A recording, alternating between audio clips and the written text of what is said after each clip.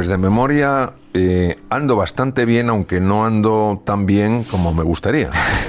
¿Tú recuerdas aquello de que hay ciertas cosas que se nos quedan fijas desde pequeños? Supongo que a ti te tocarían los Reyes Godos, que esto hubo una época en la que... Pero todo es de memoria. Y que te lo sabes del tirón. ¿Y cómo había muerto? Todavía me acuerdo que al rey Wamba le mató un oso.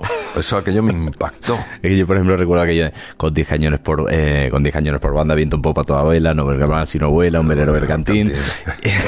Es como si cuando fuésemos pequeños fuese mucho más fácil imprimir ciertas cosas en el cerebro que se quedan para siempre, ¿o no tiene nada que ver? Bueno, primero decir que me has dejado alucinado, porque con lo joven que eres tú, yo no pensé que hubieras estudiado aquello, sí, que lo estudiamos en el Pleistoceno. Pero eso lo has dicho, ahí, lo estudié, perdidos en la época glacial, ¿sabes? Y tú que eres un hombre joven y dinámico, en fin. Hombre, frontera. Bueno, vamos a ver. Claro que sí. El tema de la memoria, que muchas veces es despreciado, la memoria, si todo lo puedes encontrar. No, la memoria es muy importante porque de hecho la inteligencia tira de la memoria. Y porque hay una estructura de la que yo estaba apasionado desde que era estudiante de medicina, que hoy he traído solo una parte del cerebro para explicar esto, porque es mucho más fácil cuando uno lo puede ver.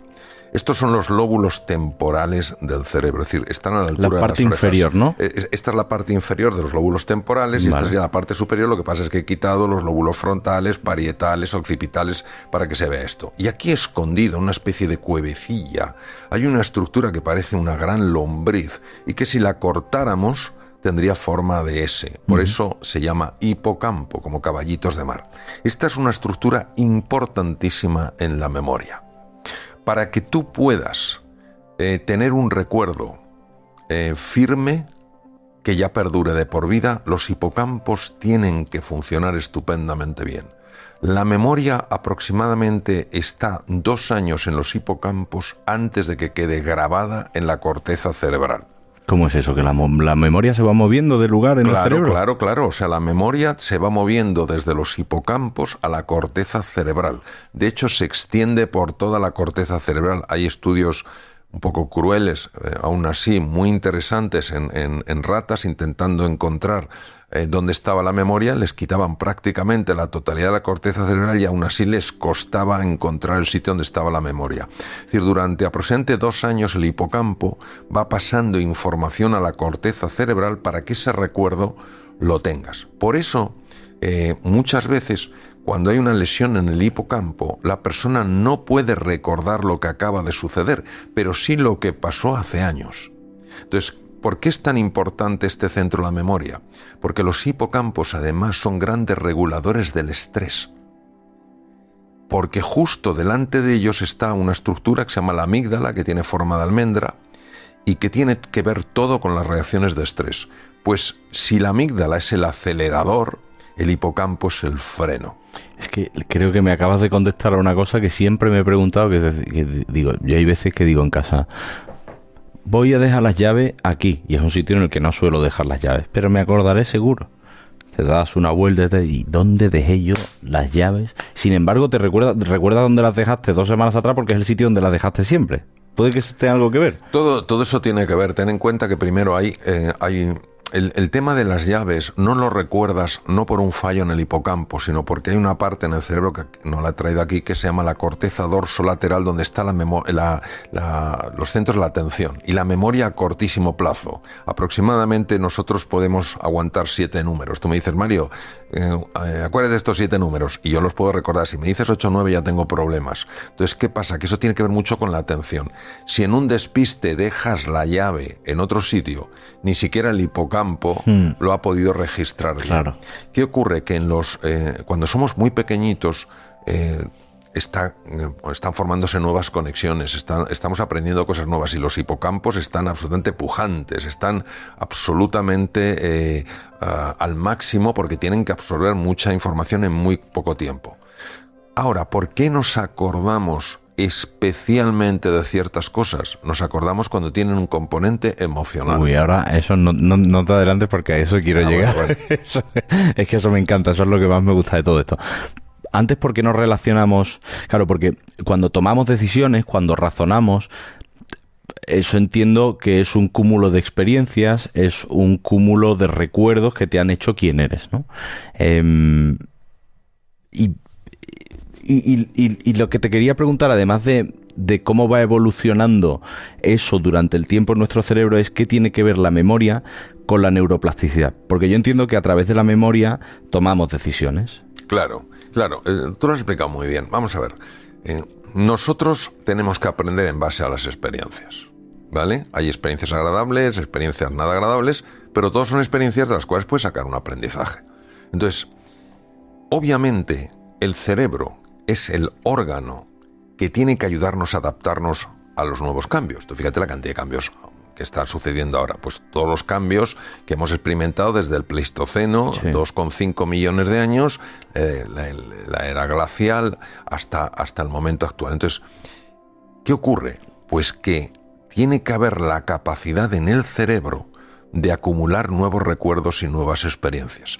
Dado que el hipocampo es esencial en esto, la neuroplasticidad, que por cierto, el primero que la describió fue don Santiago Ramón y Cajal. Yo me pongo de los nervios cuando oigo o leo en algún texto neurocientífico, en pocos afortunadamente, que don Santiago iba en contra de la neuroplasticidad. Pero ¿cómo va a ir en contra de la neuroplasticidad un hombre que dijo que todo ser humano, si se lo propone, puede ser escultor de su propio cerebro?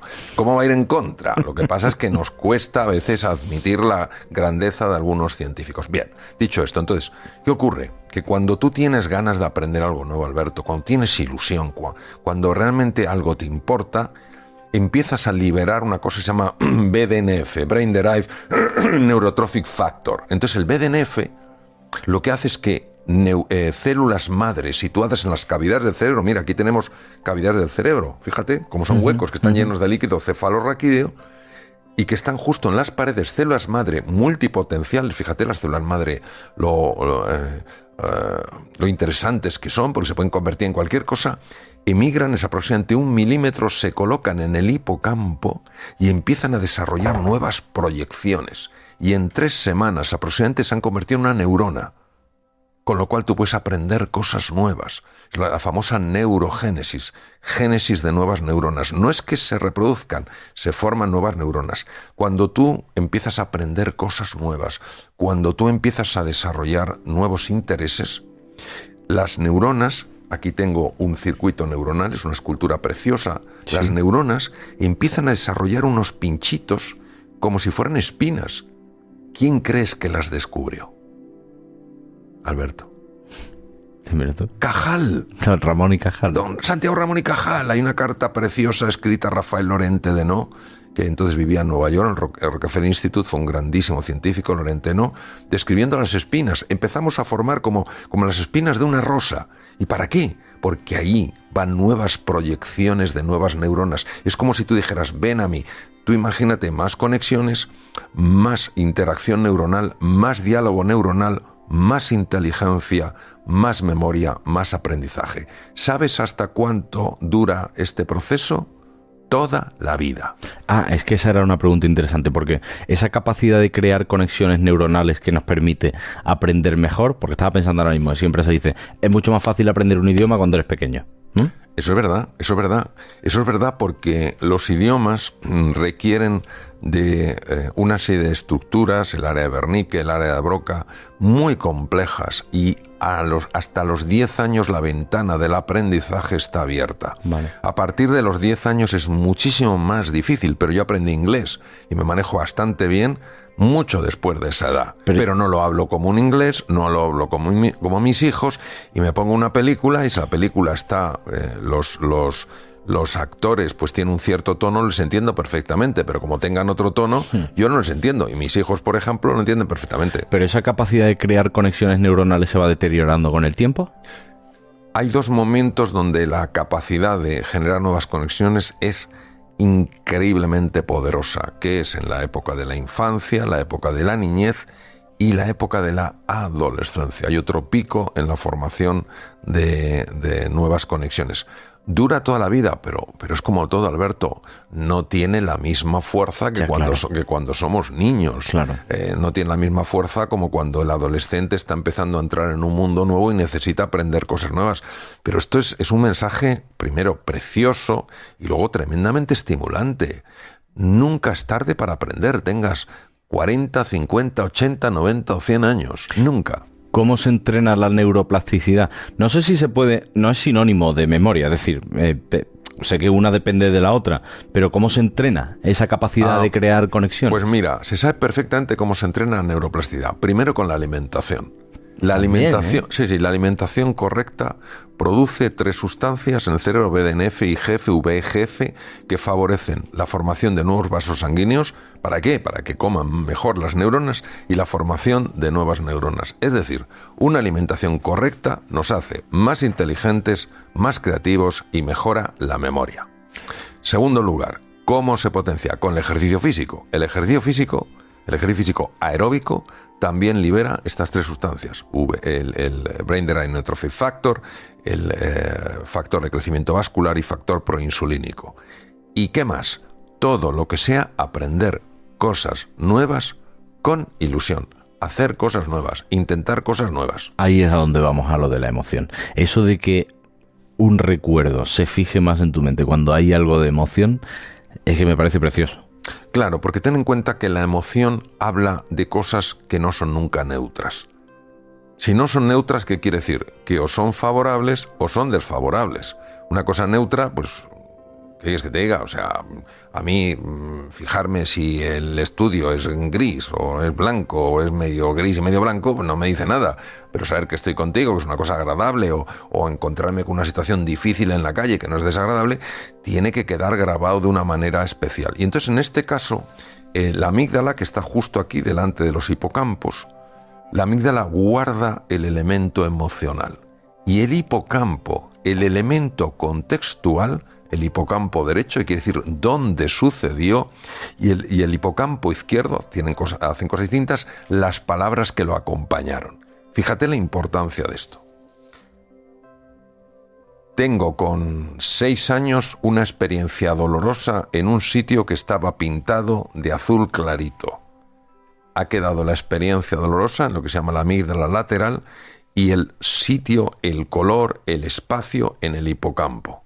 Ya soy adulto, no me acuerdo de eso, pero entro en una habitación igual y de repente tengo una sensación súper incómoda. O el olor, Mario. O el olor, claro, naturalmente. El olor es importantísimo porque nos ha preservado a lo largo de muchísimos años el poder olfatear cosas que no eran adecuadas. Pero en el otro lado, en el izquierdo, yo acumulo las palabras. Si alguien me dijo en un momento determinado, anda ya, y me lo dijo con una sensación de desprecio y eso me caló hondo, en el futuro alguien me dirá, anda ya, pero me dirá anda ya como... Sí. Y produce en mí una reacción, ¿por qué dices eso?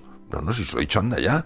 No, pero No, y se ha activado ese recuerdo. Claro, el cerebro funciona por asociaciones.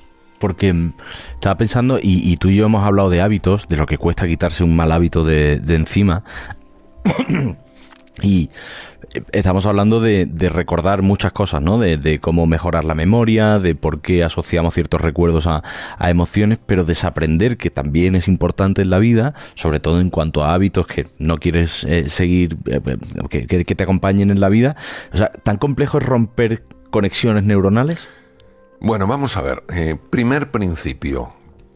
El cerebro pesa el 2% del cuerpo y se va al 20% de la energía. La energía es una cosa importantísima. Por tanto, si tú no lo estás utilizando tu cerebro, tú lo pierdes. Hay una frase que es use it or lose it. Sí. Úsalo o piérdelo. Entonces, ¿qué quiere decir? Que indudablemente si un circuito dejas de usarlo, ese circuito va perdiendo conexiones sin duda. Entonces, otro mensaje muy importante para las personas que quieren deshacerse de hábitos nocivos. Si empiezan a crear un hábito positivo, se va formando un nuevo circuito. Y ese circuito empieza a competir con el otro hábito. Entonces, cuantas más veces tú respondas de acuerdo a tu nueva decisión, a tu nueva elección, más se irá fortaleciendo ese nuevo circuito y más se irá debilitando el otro circuito. Ojo aquí. ¿Quiere eso decir que el otro circuito desaparece? Claro. Parece ser que no, pero parece ser que queda como dormido, aletargado. ¿Eso qué quiere decir? Que si uno quiere quitarse un mal hábito, un hábito pésimo, como puede ser el alcoholismo, la drogadicción, por supuesto que puede tener una vida completamente normal y sin embargo tiene que seguir estando alerta y no ponerse cerca de la tentación. ¿Por qué? Porque ese circuito el circuito que estaba dormido puede despertar. Qué interesante esto que me acabas de contar, madre mía. Siempre me he preguntado muchas veces si el cerebro tiene tope. Es decir, si la capacidad de aprendizaje tiene tope. Si te has aprendido ya tantas cosas, has leído sobre tanto, que ya no puedes tener más memoria. Bueno, don Santiago, de alguna manera, don Santiago Ramón y Cajal, pensaba que puede tener un tope en la memoria, es decir, que puedes llegar a saturar la memoria.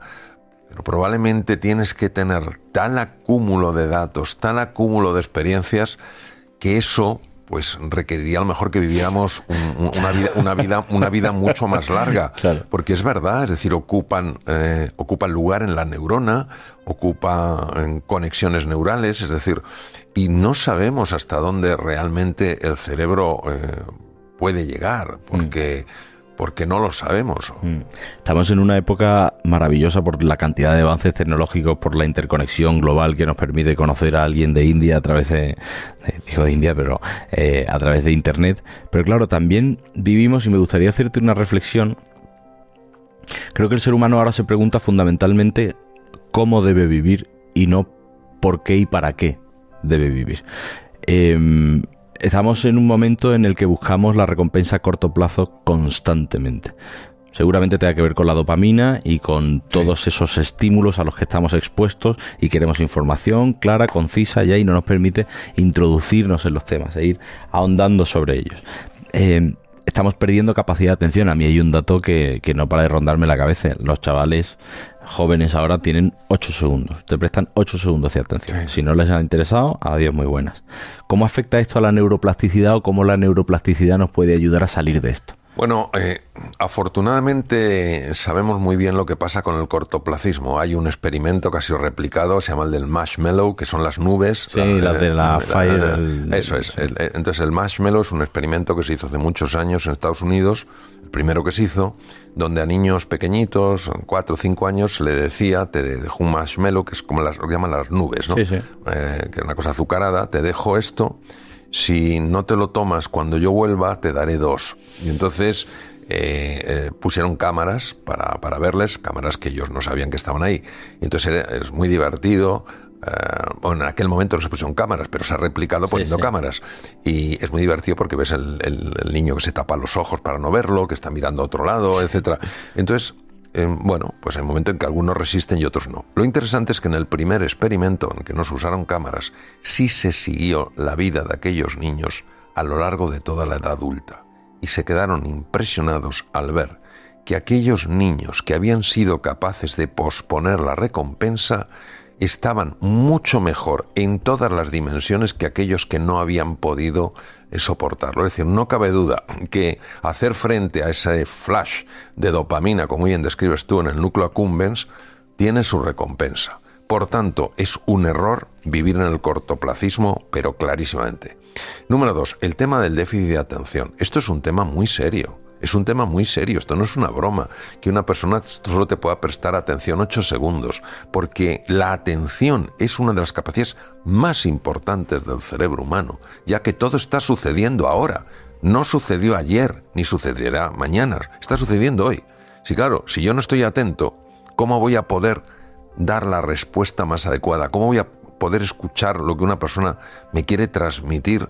Porque le está afectando mucho, y esto nos lo tenemos que tomar muy en serio. Por eso yo recomiendo muchísimo el ejercicio de leer con libro físico, y que una vez que se han pasado las páginas, unas pocas páginas, que la persona diga, ¿qué he leído?